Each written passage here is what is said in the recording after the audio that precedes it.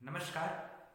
साहित्य और अध्यात्म के सभी व्यूवर्स को पंच पर्व अर्थात धनतेरस, नरक चतुर्दशी, दीपावली, गोवर्धन पूजा तथा भैया दूज की हार्दिक शुभकामनाएं।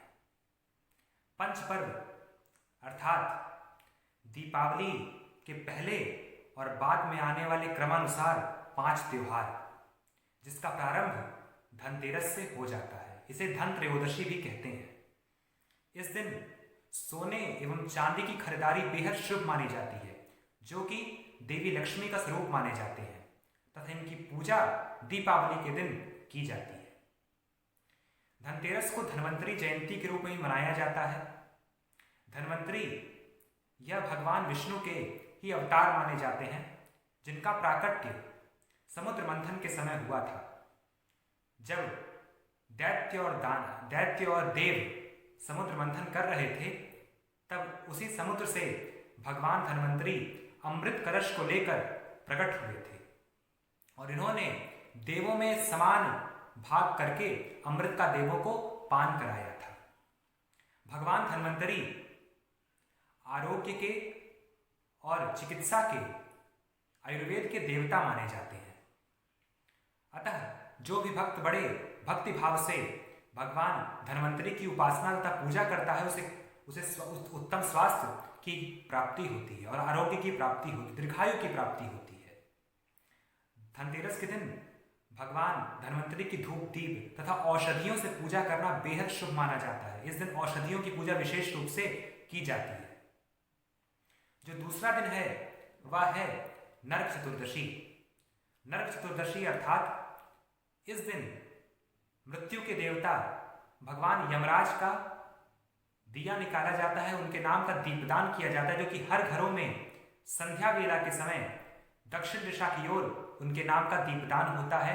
अतः वर्णन मिलता है कि जो भी भक्त भगवान यमराज का दीपदान करता है, उसे कभी अकाल मृत्यु का भय नहीं रहता।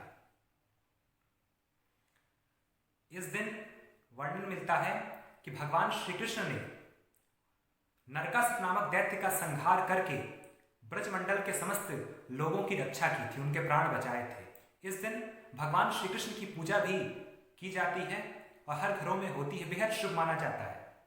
भगवान श्री कृष्ण की कृपा प्राप्त होती है और वैसे भी यह कार्तिक का माह तो भगवान श्री कृष्ण को समर्पित ही है। जो तीसरा दिन है वह होता है दीपोत्सव, जिसे हम दीपावली कहते हैं, जो कि अमावस्या की अंधेरी रात में मनाया जाता है। इस दिन भगवान श्री राम 14 वर्ष का वनवास पूर्ण करके अयोध्या में आए थे और अयोध्या वासियों ने बड़े धूमधाम से भक्ति भाव से घी के दीपक जलाकर भगवान का स्वागत किया था। इस दिन रात्रि के समय भगवान गणपति और माता महालक्ष्मी की पूजा की जाती है।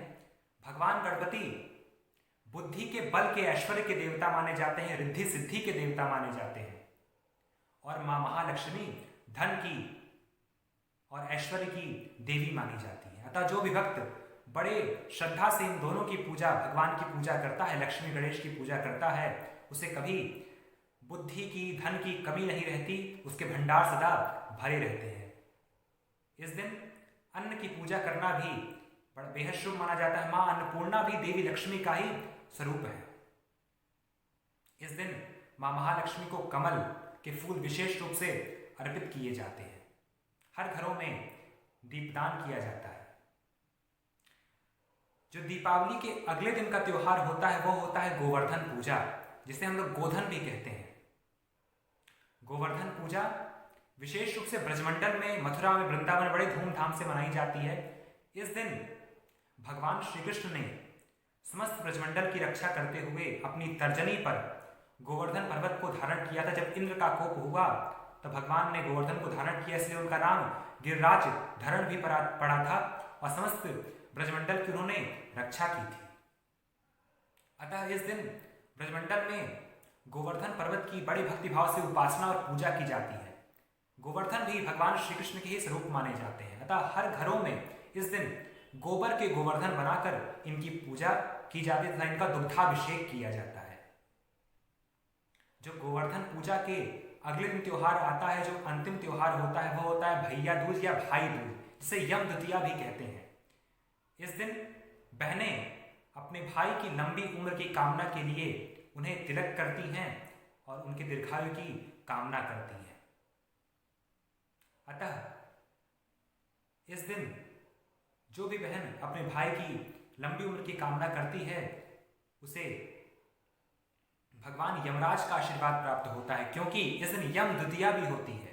यम द्वितीया इसलिए क्योंकि कहा जाता है इस दिन देवी यमुना, जो यमराज की बहन मानी जाती है, ये दोनों सूर्य के पुत्र हैं, देवी यमुना ने इस दिन यमराज को, अपने भाई को इस अपने घर पर भोजन के लिए आमंत्रित किया था और बड़े श्रद्धा से उन्हें भोजन कराया था। अतः यमराज ने उन्हें वरदान दिया कि हे बहन सुनो, जो भक्त इस दिन, जो बहनें अपने भाई को भोजन पर आमंत्रित करेंगी और उनकी सेवा करेंगी, उन्हें मैं कभी अकाल मृत्यु उनके प्राणों को नहीं करूँगा।